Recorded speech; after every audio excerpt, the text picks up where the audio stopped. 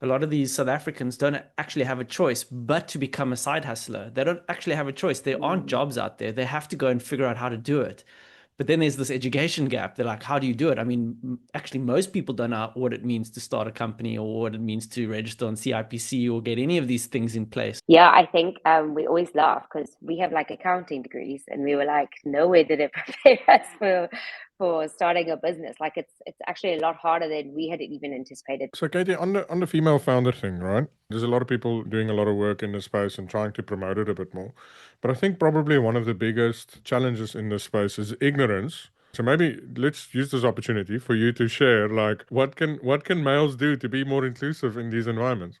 Sure, it's so interesting because my I like co-founder now, we've been on that journey almost personally, and some of the stuff he didn't even realize until I was like, they literally, Yeah, Ollie, you just said the that's same thing exactly as why me. I'm asking. I I don't want to was make those like, you just mistakes. no, and I really appreciate it because it's one of those things where you never want to like overly advertise it or like highlight it as a challenge. But I think we Sure. silently sort of like do get frustrated. What's up, builders? My name's Bobby. And I'm Renier, and this is How Would You Build It, a podcast where we interview South African startup founders, business builders, and tech innovators. And if you like our content, make sure to hit that subscribe, follow us for more, and we'll make sure to bring you the best interviews, unique insights to help you build better and stay ahead. Enjoy the show. Welcome, everybody, to another episode of How Would You Build It? We've got another special builder with us today. But as always, my co-host, Renier, how are you doing on this cold June winter's afternoon? Yeah, great, man. I'm enjoying the weather. I just stood up from my fireplace to come and do this, so big sacrifice to be here, but very excited because we've got an awesome guest. Yeah, agreed. Pulling ourselves away from fireplaces, but definitely worth it. So very excited to hear about Koola Capital and Katie, the founder of it. Katie, thank you for joining us. So excited to hear your story. Welcome to the show. Yeah, thank you so much for having me. We are a big fan. We always read the open letter. So it's nice to finally see the behind the scenes of it. Welcome to the community. Come inside. Come and join us. Come and join the conversation. So, Katie, I mean, it's so phenomenal what you did. A little bit of research, bit of reading up, and a bit of a chat here before we press the record button. I mean, it's some really cool things that you're doing. Can you just give us a very high level, quick sort of description, or what is it that Koola Capital is doing? Yeah, so I always want to start though that I'm not the only founder. There's another one. So Oliver's my business partner. I always want to make sure that everyone knows that it's not a one-man show. But yeah, we essentially provide financing, so small loans from the range of sort of like 55 to 50,000 as a first-time sort of lender, and we do all of that through WhatsApp. So the idea is for Wow. these loans to be able to reach SMEs that are based in the townships that are often on the go, are very busy, sort of they're driving a lot because they've got to deliver stuff or move around. And so going to a branch, most of them don't even try, to be honest. Mm. But also the turnaround times aren't quick enough. None of the banks are going that low because it's not easy to make it profitable. So yeah, we provide fast financing for businesses that are primarily based in the township economy. It's So, incredible. Katja, And I'm interested to understand like how you became aware of this opportunity. Like a lot of people talk about like businesses don't have finance, and we've seen the likes of Mm. Lula doing incredibly well, supporting small businesses with solutions in that space. But more on the formal side of economy. Like how did you first become aware of this issue in the informal economy, and how did that evolve to actually going cool? We think there's a business here. Yeah, it started about 4 years ago. My co-founder we were at uni together. We both studied sort of finance and accounting. He went to Standard Bank, and whilst he was there, he got involved a little bit in some of their innovation sort of like hub. And he was sort of seeing that they were trying to make this play into the township economy, but at the time they were just not doing it well. They were guys sitting in a boardroom that were outsourcing customer information gathering, and you're just sitting there saying that these guys really actually have no clue what is going on in the ground, what is actually needed by entrepreneurs there. So he sort of phoned me one day and said, "What do you think about lending money in townships?" And admittedly, at first, I just had a good giggle. And I was like, whew, okay, strap in. And he said there's this big market that sort of like needs access to credit, and everyone keeps talking about it, but no one's building a solution sort of like on the ground, first principles. They're experiencing the same challenges as our business, experiencing the same challenges as these businesses. So yeah, he gave me a call and we worked on it sort of a little bit informally for a couple of months. And eventually I said, look, we're going to have to do this, because if you wait any longer, the banks are coming. Lula lenders, they're coming. They're all going to come for the space. Just no one's cracking it right now because there's other lower hanging fruit. So yeah, he phoned me because my previous experience is a little bit more on the entrepreneurship side. So understanding some of the challenges that entrepreneurs in the informal economy face. So it was quite a nice partnering there with his financial background and sort of a bit more of my community development work. Yeah. And then we thought, let's just lend out some money and see if we get it back. So that's all these things start. Hey founders, building a startup can be quite lonely. You've got a big vision, no playbook, and let's be honest, your friends don't really get what you're trying to do. But that's where the Founder Collab comes in. It's a private community for early stage founders in South Africa, a space to connect, ask questions, share wins, and get unstuck faster. Whether you're pre-product, post-revenue, or pivoting like a pro, there's someone in the collab who has done it before and ready to help. The best part, it's action-orientated. No fluff, just weekly meetups, intros that matter, and the kind of support you cannot Google. So if you're tired of building alone, come and build with us at the Founder Collab. Check out www.thefoundercollab.com. That's www.thefoundercollab.com. Let's build together. Katie, what constitutes a business though? I'm curious to understand. So a little bit of research tells me you've lent to over 200 businesses in the informal sector. So thinking of a business, you're going to get CIPC, registered, et cetera, What does a business, what does a business mean in your eyes and in Koola? It's so interesting because the scale of what we like to find as a business is so interesting, dependent on like where you are in the bureaucracy journey. And I think what's been really like fun and challenging, but has given us great insight, is we've sort of like walked that journey of growing to be a business alongside a lot of these businesses. So like when we started, we didn't know, we had to do the business registration. We had to work out what this document is for. And then as we got more formalized, as you get more formalized, there's just more. And then you have to do UIF. Never stops, man. Like, and then it's COIDA. And I'm like, and then the website doesn't work and you've got to go manually submit these things. And so it was really like, we were really, I think, lucky to like walk that journey with the entrepreneurs and say, we understand how difficult it is to get to that level of like formalization or that level of scale. So I think that's the one really important part. But there's down from, your sort of like Shisa Nyama store that's sort of primarily cash based. They're flipping a lot of meat in one day. They sort of go into the market every 2 or 3 days, very low assets, but potentially high stock turnover, usually by themselves or with one employee, sort of very day-to-day sort of trading, all the way up to sort of like these guys that are, maybe scoring orders with the likes of like an engine, for example, to do cleaning for a 3-year period. Those are so like could be neighbors, which is insane. And some of them are doing both. Yeah, and some of them are doing both, and they, branching. There's a lot of different hands and different pies of what they're doing, and it's really exciting to see. But there's just such a diverse mix, and they, as I said, they could be neighbors. They're all working in the same space, completely different scales. So Katie, I mean, do you then help someone actually formalize their business, like register CIPC with them, or help them do that to get to a point where they, up and running as a business when they're sometimes a sole proprietor, or do you completely avoid that and just work with them once they are already set up? If we look back at our first pitch deck, we're redoing our pitch deck now, and it's always great to go back to the first one. And we were like, we're going to have a financing tool, we're going to have financial literacy, we're going to have document registration, we're going to have everything. We were like, we're going to solve now you're chatting on WhatsApp.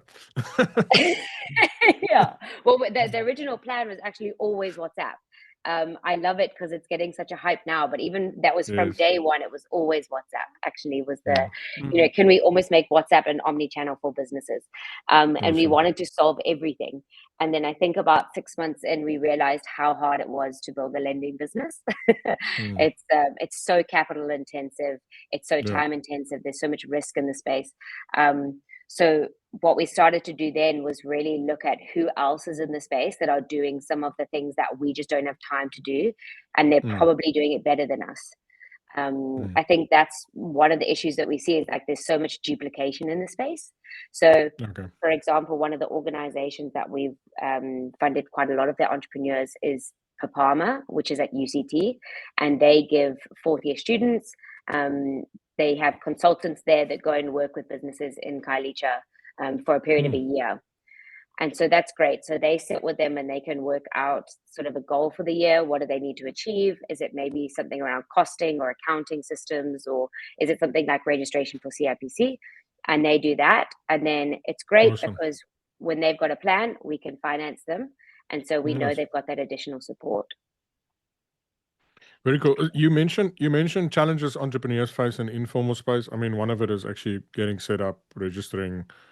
I mean, please, I hope a minister or someone in government listens to this. Just make it super simple, please. But beyond that, what are some of the other challenges they face? So we had an interesting lady yesterday, her project. So she was doing some roofing at one of the schools in Kailicha, and now it's been a big challenge over the last 2 years because she's faced extortionist costs. So the project was actually sort of shut down for a couple of years. That's then really challenging because from a financing perspective, that's so much risk for us. Like, is our No, it's capital impossible. going to be tied up? Yeah, so thankfully they've got law enforcement officers there. Shout out to the city of Cape Town for that. But I think it's getting back on track. So that's quite a big problem with some of the extortionists. And then the challenge is market access, I would say. So the difficulty is we saw unemployment sort of climb quite high during COVID. And a lot of these businesses, selling a shisanyama or setting up a little stand that sells cold drinks, there's very low barriers to access. You maybe could use your grant for that, something like that. So we saw a lot of those popping up, and suddenly you've got very high levels of competition, which pushes down the margins. And with that, then is the challenge of trying to sort of squeeze those margins when consumers don't fully understand why you've got to increase your prices, because maybe inflation is increasing your costs. So there's a lot of sort of macroeconomic challenges that sort of filter down to this very low level that creates a very sort of challenging environment to work in. I think you But what I mentioned love the crime about the thing. Sorry, Bobby. sorry. Oh, No, this is so it's good. fine. Both of you asking questions must mean it's quite an interesting topic. No, I love this topic. I'll quickly No, it's go a great first. topic, Katie. This is fantastic. So Katie, you mentioned crime there, and that's something that I've picked up. Like, there's a guy. I've got a big hedge around my house, which is quite complicated to trim properly. And once a year, I get this guy in who does it, and he lives in Kaimandi. Wonderful guy. I mean, does great work. But every year I contact him, there's some other issue around crime that's just preventing him from helping me. Either someone stole his chainsaw, someone broke into his car, like. And I was thinking, I'm like, if they literally just sort out crime, people can help themselves and build businesses. They don't even have to help businesses. They can just sort out the crime, and then people can actually get going. Because every now and again, and then if you add to that, all of the violence and murders that take place in some of these places, that leads to funerals that also cost them a lot of money. So if you take the combination of disruption to business, as well as constant family emergencies because of this, and the fact that many of those people can't afford insurance, they're just constantly getting set on the back foot. So I strongly believe actually that sorting out crime would solve so much of our unemployment issues, because people can actually help themselves. Yeah, I think crime, like the way we look at it, is there's just constant disruptions. I think that's the challenge. It's like if there's a funeral, the funeral's got to be paid for. Business owners have to go back to the Eastern Cape. Maybe their business closes for a while. Often it's not even the crime that you would think of sort of from gangsters. Sometimes it's family members say they'll look after their business while they're in the Eastern Cape, and then they come back and, you know, the stock's all There's gone. no more business. Yeah. Yeah, there's no more business. So there's so much risk that goes around sort of like what support system the business owner has. But these disruptions are almost, you know, all the time. If it's not crime, it's maybe something gets burnt because there's been a shack fire. So the place burns down. Or there's no electricity. Even though there's not load shedding, I think many people don't see that, especially when we're in Joburg. Soweto gets no electricity. They'll have no electricity for 2 to 3 days, and that's sort of without load shedding. Sometimes they won't have water. Sometimes it takes a long time. We had one business that, you know, bought a coffee machine, which is a great idea because there's too few places that do coffee. Took him over a year to get a third phase sort of line installed by the city to be able to use that coffee machine because there's not the right infrastructure. So it's almost these like constant disruptions that as you get to sort of like this point where you might be able to grow, something happens and you get sort of brought back down. And that's hopefully where financing can sort of help to smooth some of that curve a little bit. But that's what I wanted to touch on earlier, because you also use a lot of the term unemployment, and we know South Africa's got a massive unemployment problem. And I think this is why I love the idea so much, is that a lot of these South Africans don't actually have a choice but to become a side hustler. They don't actually have a choice. There aren't jobs out there. They have to go and figure out how to do it. But then there's this education gap. They're like, how do you do it? I mean, actually, most people don't know what it means to start a company or what it means to register on CIPC or get any of these things in place. So I just want to understand like how those stories go when you know, person said education, think, well, person said hustle, and it's like, okay, but there is a way to do it. This is the direction. And I'm sure that's the space you're playing. You're like, say, hey, come, this is how you do it. This is how you formalize it. This is how we can help you, right? Yeah, I think we always laugh because we have like accounting degrees, and we were like, nowhere did it prepare us for starting a business. Like it's actually a lot harder than we had even anticipated. Thank goodness we didn't know at the time, when we were a bit younger. But I think some of the challenges with that for businesses is that not everyone is an entrepreneur. And I think that it's a bit of a failing at the moment that because there's a lack of jobs available in the formal market, okay, well, everyone must just be entrepreneurs. And we must all solve our own, we must all create businesses. And I think you've got to have sort of certain personality characteristics that go alongside your education. That, you know, do you have a stomach for risk? Can you problem solve, critical thinking? That, yeah, the risk is always one that hits me, and especially lending money.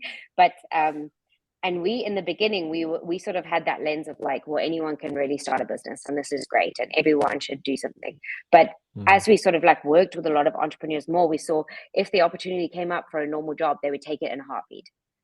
That's it. They actually don't want to be an entrepreneur. They want a solid paycheck every month, and they want what people want in the formal market, which is maybe a job they enjoy, a job that brings them stability, and maybe makes use of their skills. I think what we sort of transitioned to a little bit with Koola Capital is how do we find the entrepreneurs that are naturally want to be in this space and maybe have some of the skill sets. Yes, not because they have to be. And often those guys, because they want it so much, they will actually read books. They'll come and they'll, you know, listen to a podcast and they'll say, I read this, or I went to this workshop. They'll immerse in it. Yes, that natural learning almost like takes shape, even if it's a little bit more informal. And from an impact perspective, we thought, let's give these guys the resources they need to be able to scale. Because if they can hire 2 to 3 people, especially locally, you know, not having them leave townships, if we can employ them more locally, then we can see real growth instead of trying to sort of build these one-man shows that aren't necessarily, you know, there for the long haul. Let's find the ones that are and really help them to scale. I'm trying to understand why we haven't heard about Koola before. I mean, everyone should be jumping up at this. Everyone should be like Renier, you had that good story, South African story on LinkedIn the other day. Like, this is a fantastic, good story, South African story. We should hear more of it. What's going on here? We'll make it famous, don't worry. Katie, on stories, I think we're too busy building. That's what we always say. We just building. So Nice. Katie, on stories, I mean, do you have a story that you can share of someone that you've been involved with and what transpired, and hopefully they've paid the money back thus far, but love to hear some practical stories. Yeah, it's funny. You always there's always the people that like look you in the eye and then still don't pay you back, and those ones like hit very hard. You know them by name, It's no personal at matter this how stage, old yeah. we get. Yeah, we will. But yeah, there's been some great ones. I mean, especially from our earlier day, we supported a lady called she has Tonto's clothing studio in Harare. Shout out anyone that wants an amazing sort of traditional clothing that's got a modern twist. She's definitely a girl to go to. When she came to us, she had started at home making some of her clothes.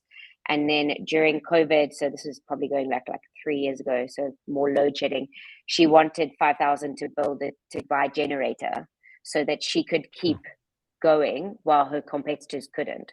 So she could keep using the sewing machines while going. And that was, hands down, just like that seems like a great idea. So we started with that. And then it was financing to put a roof at the back of her shop so that she could actually build like sort of a little workshop area where she could train up some of the younger people in her community to be able to sew. That was good. And then it was sort of in September, a lot of individuals start buying traditional clothing wear. So that's for Heritage Day, I think in September. And then through to the end of the year, a lot of people from Kailicha go back to the Eastern Cape, which is when they'll typically take a lot of these garments. You've got umgidis happening, you've got weddings happening. So it's quite a like sort of high period of sort of sales for her. And she came to us, and then we did quite a big loan for her to be able to buy a lot of the material in bulk. To save her some cash with that. So I think that's such a nice sort of progression from an SME front. I think from the other side, so we do, and something we're focusing a lot on at the moment is purchase orders, which is these guys that, have never been able to benefit off BEE because they're too small. So it's typically BEE contracts. They go to the same big companies that have the money and the resources and the contacts to be able to fulfill these contracts. And when we sort of like did a bit of research in Cape Town, we saw the challenge with them going for smaller, unknown sort of first-time businesses is that they can be unreliable and not deliver, not necessarily because they don't have the skills, but because they don't have the financing to deliver. And that can be anything super simple from maybe delivering stationery to a school, and it's worth, let's say, 45,000, and they need a loan of 30,000 to be able to do it, but they just don't have that 30,000. And previously they sort of will go to a loan shark or a Mashonisa if they've got that sort of access, or they have to give the job away. When they give the job away, they have to put out that purchase order call, and the person has to do double the amount of work. So they just go with the ones they know are tried and tested and will perform every time. Whereas now what we're seeing is these small businesses are able to compete in this space and access some of these sort of opportunities that are earmarked for BE. So that's where I'm really excited about at the moment, because I think, I don't want to get political about the good and bad about BE, but it's exciting when you can see the very small guys. Definitely, when they can participate, you think, okay, maybe there's slightly something here. Give someone a chance. So Katie, what is the benefit of giving someone a loan as opposed to just giving them a grant? Like, I mean, psychologically, and because I mean, we could go, let's just give grants to people to start business, but in my experience, that's not always a good idea. Like, why do you think loans are better? I think there's a place for both. I always think, we've been very fortunate. We received a grant from the SAB Foundation, and that really helped us at a time when, we needed to explore a little bit about what the model looked like and sort of could help with that. So I'm never anti-grants. I think they have their place, but I definitely think there's a resilience that comes with having done something yourself a little bit first, and then someone helping you along with that, as opposed to sort of you being given a grant from the start. I think what we saw in the beginning, we thought that businesses that had, baking ovens and mixers, oh, wow, they must have, really saved up and bought this equipment and they must be doing quite well. And then, further down the line, we learned actually it was a CIFA grant, and that machinery hasn't really been used in 2 years. Half of it's already been sold for a profit. And you sort of think, okay, and you talk to that business owner and they have no idea about unit economics. They actually don't understand that a machine doesn't bring more market demand. They don't really know about depreciating the asset. So maybe they use the asset, but it doesn't. And there's just this, I think, lack of ownership sometimes that can arise from being given the grant. And then in terms of, I think the lovely thing is there's just such pride when people pay back a loan because they've leveraged it productively. Yeah. They're like, I borrowed this money, and it's not a personal loan. I borrowed this money to make myself more money, and I did that. And now I'm paying someone back. And there's this real moment where I think it's like healthy financial behavior, which is so needed in South Africa. And there's just this moment of like, I did that. Like, I'm proud of that. I took a bit of a risk. I backed myself, and I was able to complete it. Yeah, and I think you think more about, do I need this loan rather than do I need that grant? And it's awesome because now you've paid it back. The premium you would have paid all of a sudden now becomes extra cash flow in your business that you can now start applying to further growth or just earn more. Yeah. Oh my gosh. There's one lady in Khalicha I met with last week. She delivers mattresses on contract, and she borrows 50,000 from us. Previously, she was going to a Mashonisa or a loan shark and paying back 75 in a 5-week period. Yeah. Wow. 75. My jaw dropped. I thought, we are so cheap. We don't even, and we're always conscious about our interest and our initiation fees. And with us, she pays back 54. So already you're seeing 21,000 Rand disposable Extra in her income pocket. before you've done anything to the business. Yeah, amazing. So that's so hard to fathom. Oh my gosh. Yeah. And it's just the normal cost of business. And I think that's also feeding into why people charge government a lot for some of their purchase orders, because they have to factor in that they're paying 50% interest in a 5-week period. And extortion they've got to fees charge. and all kinds of other things. Yeah, exactly. So you'd hope that the trickle-on effect is then they can be more competitive in their pricing when they go in for bidding, and hopefully reduce those margins. So I'd like to touch on the fact that you've started the business on WhatsApp. You said earlier that you always were gonna start it there. In my days at Sweep South, I mean, people, it's almost like people were a bit late to the party. I think when I was at Sweep South, we didn't realize it, but that's where everyone was already, right? Like people, everyone's on WhatsApp. So I would like to just, whenever we talk WhatsApp, people love it. Can you tell us a story or tell us about your journey of starting your business on WhatsApp and how it's influencing and sort of empowering Koola Capital?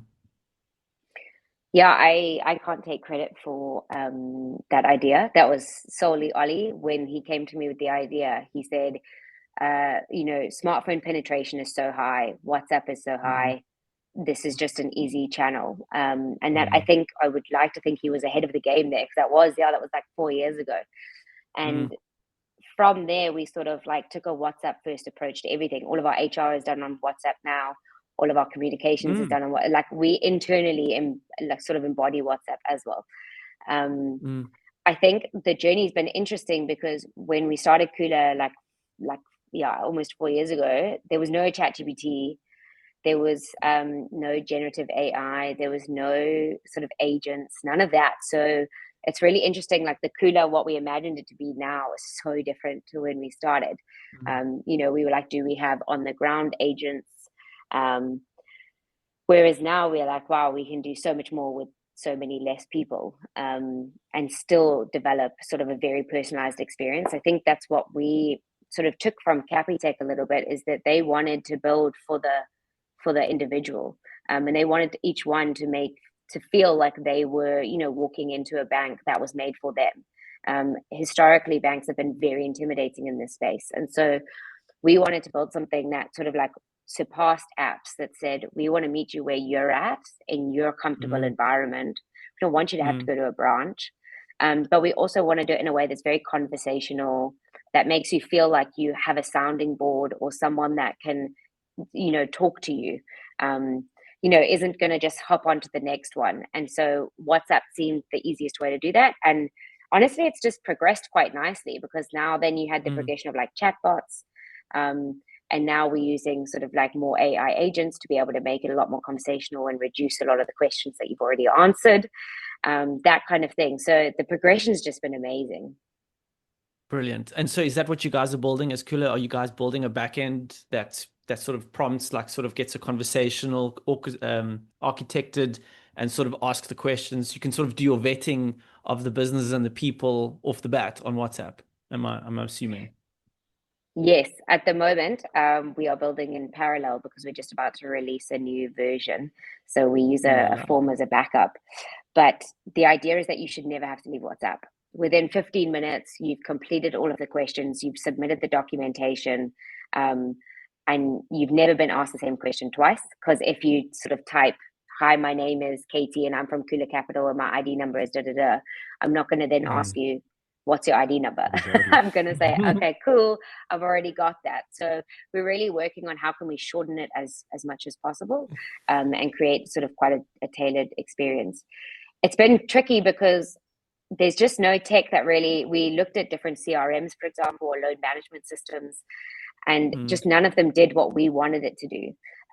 So there was this 2-week period and we're like, we could amend this one, we could change this, add this. And then we thought, let's just build our own, because none of them were built for the informal economy. None of them understand the relationships that drive business in the space. So we just thought we have to build something that actually speaks to what we're seeing on the ground. That's beautiful. So Katie, I'm interested, like how many applications do you get per month at the moment? Not a lot, to be honest. We probably get about 20 applications each month. And then on average, we're doing about 7 to 8 new loans. So lending is a really interesting one because you've got to almost step growth. You've got to grow in a way that's very methodical because you don't want to take on too much risk. So what we always do is collect new customers. We say we collect new customers and then drive subsequent loans. So subsequent loans are a lot less risky than first-time loans. And sometimes we'll have clients with 4 or 5 loans out at one time because they've got 4 or 5 different orders. So it's constantly managing that upfront risk with the subsequent loan book, in which case we try to keep our subsequent loans quite high and sort of like nurture the customers that we've got as a form of growth. We have a couple of months ago just secured a new credit line. So there's a big uptick happening. I'm always at the moment, it just keeps, the steps are a little bit closer together here. So that's going to be increasing quite substantially over the next couple of months. Awesome. And your journey as a founder, you say you've been going for 4 years. There's stories of what News 24's 100 young Mandelas. Is that true? What is that story like? Just your journey of becoming a sort of a leader in the space. I think shout out to my brother. I think he was the one that put me forward for that. Being a founder has been really interesting because I think in the beginning we did, the classic tech Cape Town thing of like, let's go to a conference and like hear how to build a business. And then let's meet everyone we can and discuss how to build a business. And then it was kind of like, what have we built? Theater. It was like, okay, did that get us more customers? No, okay. And I think that's probably why you haven't heard a lot about us, because we sort of like went underground and we were very selective, like, okay, you've got to like completely block out all of the noise and the hype and my worst question is like, how many people work for you?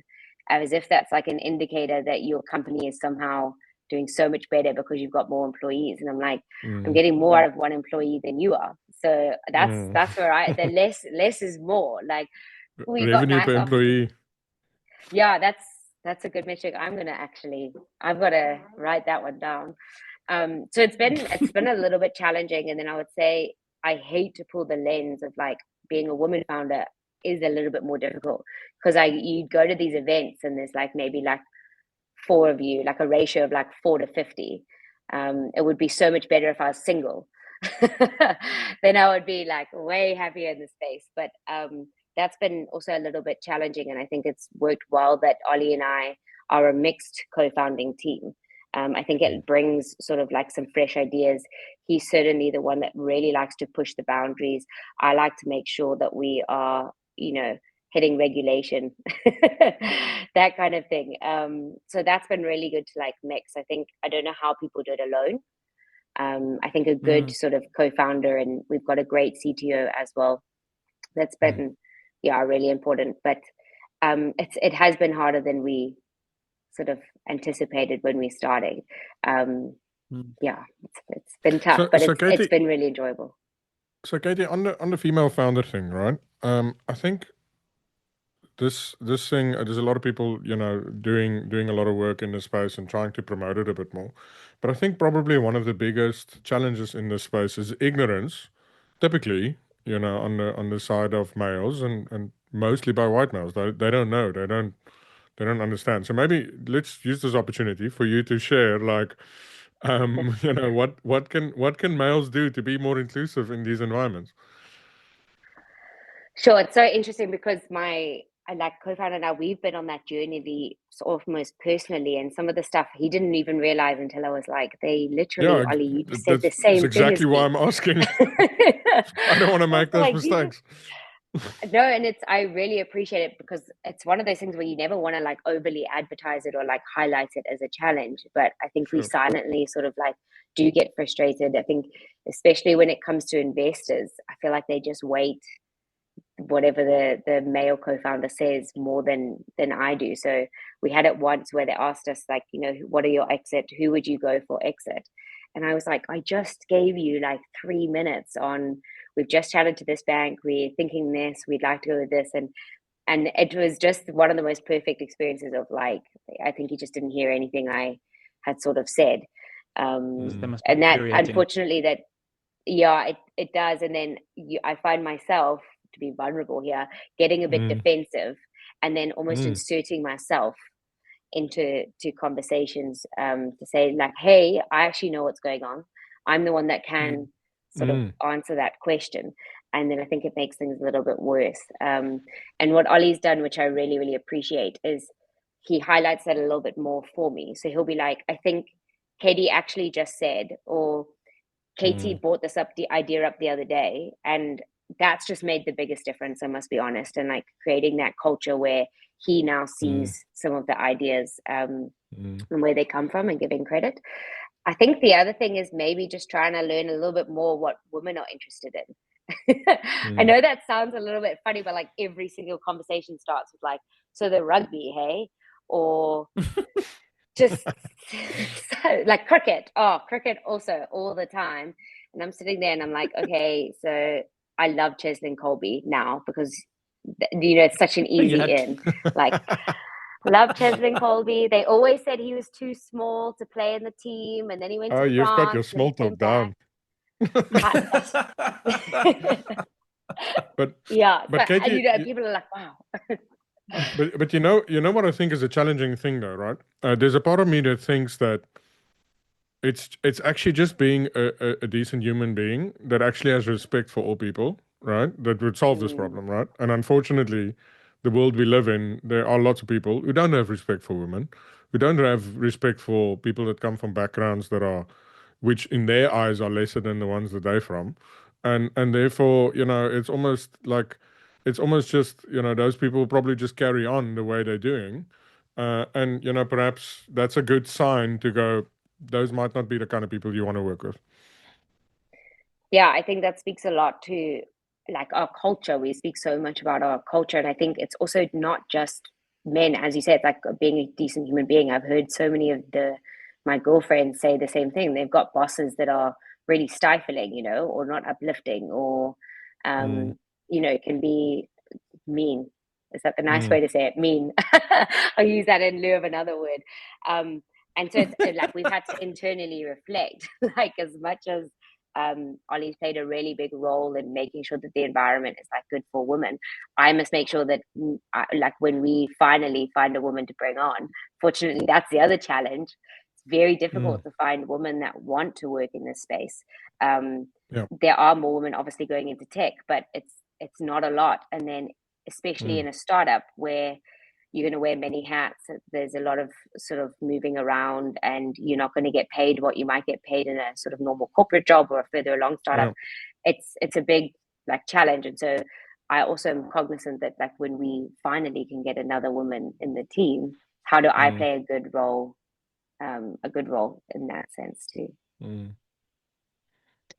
Awesome. Brilliant. So also I want to start understanding what's up next for Koola. What was interesting is you mentioned Khayelitsha, Soweto, and Harare today. So you've already expanded into geographies. I mean, can you just explain where you guys are at? And, you know, is that part of the next journey for you guys to expand into more territories? Like, yeah, what's the feel there? Yeah, as I mentioned earlier, so we have closed a much bigger credit line at the moment, which is very exciting. So that the idea is that now it's just fully scale. We've built really strong foundations. We've sort of tested the market. We've understood it. We went to Joburg, particularly to Soweto, about 2 years ago, and we got absolutely hammered. We got, it's still a sore spot. I think Can you there's so many elaborate? learnings that came out of it. Yeah, sure. So we had a challenge, I think, in that we had assumed that some of the like Joburg feels bigger. So when you go to Soweto, it's huge. There's like 46 different areas within it. A lot of the businesses look a lot bigger. There's very like a lot of dense, like it's very dense. So you assume like more market access. All of these assumptions that we've made, and so we piloted a pool of capital. And we went there and we did slightly bigger loans, and we maybe changed a little bit of this and that. And it was just really difficult. Like we've got a few gems that came out of there and we still support them. But a lot of businesses, we didn't realize they have way more access to capital in Joburg. Cash loans are sort of every second doorstep. So there's kind of this nonchalance of not paying back, I think, or this sort of entitlement that we hadn't seen in Cape Town. And then I think, the businesses sort of looked a lot better, but when it came down to like the nuts and bolts, as I explained about some of the machinery, they were just a lot hollower than we actually had recognized. So there was a lot of learnings there about sort of the size of loan, how we bring on board new customers, our messaging in terms of like being an empathetic company, but also this is a hard loan. This isn't a soft loan. This isn't government or CIFA that you can just not pay back. There's consequences. And so really helped shape some of our processes.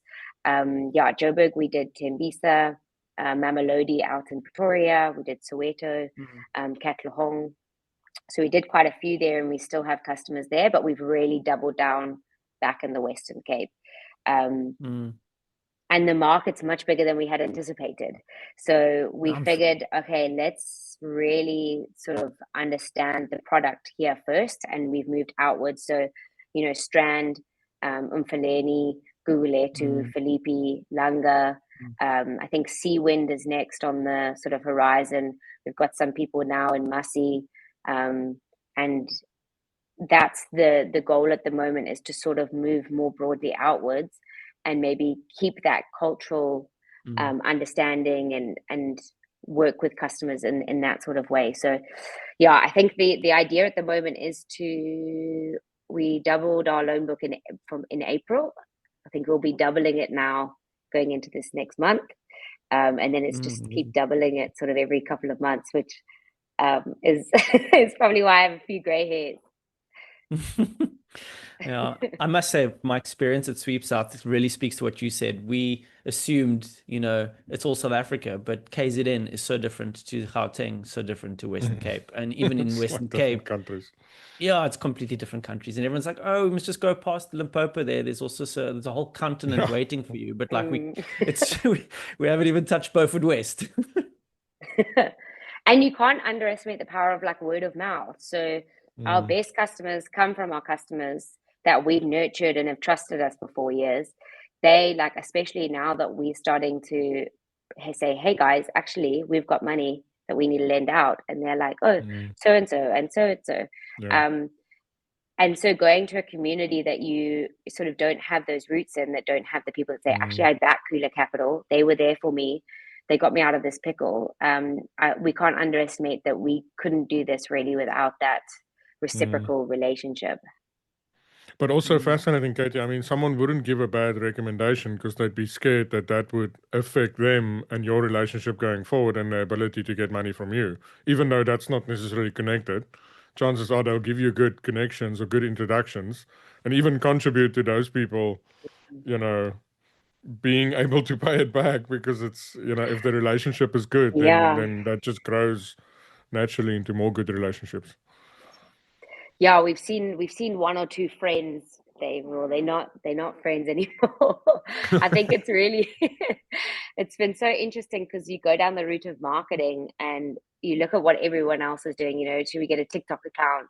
Do we need to be doing Facebook ads? Are we on LinkedIn? And that's probably why you haven't really heard much about us, because our focus has been, let's nurture relationships with customers and then meet who they know and spend a lot of time on the ground actually just having people like us. I know that sounds a bit wild, but they see the authenticity, I think, that Ollie and I bring to the table. And that's, I think, what's being spoken about, is, hey, these guys, they understand the challenges. They'll be kind and empathetic, but don't mess them around. And so I think that's the most amazing thing that we've seen is that that's been sort of 3 years in the making, and we're really seeing the results of it now. Yeah, interestingly, people don't love referring in the traditional sense. It can't be like, hi, refer someone and get 50 Rand off your next Uber. That's not really like a thing. So when we sat and we challenged people and we said to our top customers, like, hi, would you like to like individually refer people and we'll give you, X percentage of the loan or whatever? They're like, no. And we're like, why? And they're like, because we do not want that headache of like administering it, or like, we just don't want to be really involved in that process. But when you said to them, hi, do you mind like sharing a story on your WhatsApp, that we make for them and send to them, how do you mind putting this as your story? Very happy to. Very, very happy to. Fascinating. Interesting. Yeah, so, and some of those like learnings that we're trying to like, how do you scale that a lot more now, especially when people are quite private in the space. They don't want everyone to know what they're borrowing, where they're lending, what their businesses are, how much they're making, that kind of thing. So you've got to balance that like visibility with also respecting that people, don't want videos made of their business. If they are making a video about the business, like I've seen a lot of the banks, they're probably not very good businesses, to be honest, or they've paid them a lot of money for that. So, Katie, what is your favorite use for AI at the moment? Like in your daily life, like how do you use it, or what is your favorite ChatGPT or whatever tool you use? You spoke about agents. Yeah, it's so tough. I do like ChatGPT just because I like to talk to it and then have it transcribe everything. So I can set a lot more like. So I'm thinking that we might be able to do this. So I am enjoying that. I recently have redesigned our website on Replit. So I don't know if you've heard of Replit. Of course. That was very cool. So easy to just get a quick. Also for our CRM, we used it to just get an idea of what we wanted it to look like. Yeah, instead of having to pay designers, because I think I'm a bit of a I want it done my way, or like I have a vision, and so it's really nice to be able to build something, spin something very quickly up on Replit, and then say, actually, I don't like that, and you don't have to offend the person because it's Replit. Or spend a lot of money, right? Because there's a lot of, I mean, we learn as we see. So if you tell a designer one thing, you gave a good brief. But it's just as it came out, you realize you actually want something different. Now you have to redo it. It's just too expensive. Yeah, we went down that road last year with sort of some of our logo and some of our brand guidelines, and we had about 20 logos, and just one of them, we were like, were we in the same meeting? And then we went, literally onto Sora. Hey Sora, we actually just want to tweak this a little bit. Boom, like in 3 minutes. It was so much fun actually, and it was quite enjoyable to do. So I know Cursor is the big one everyone's talking about. I know our CTO this morning just sat me down and said he needs more of a budget, something about them being able to build while he sleeps. So yes. There we go. I'm not sure what all that That's is a good about, but sell. Luke. That's a good sell. Yeah, especially like as a non-technical founder, you just think, oh, that sounds good. That sounds like a solution.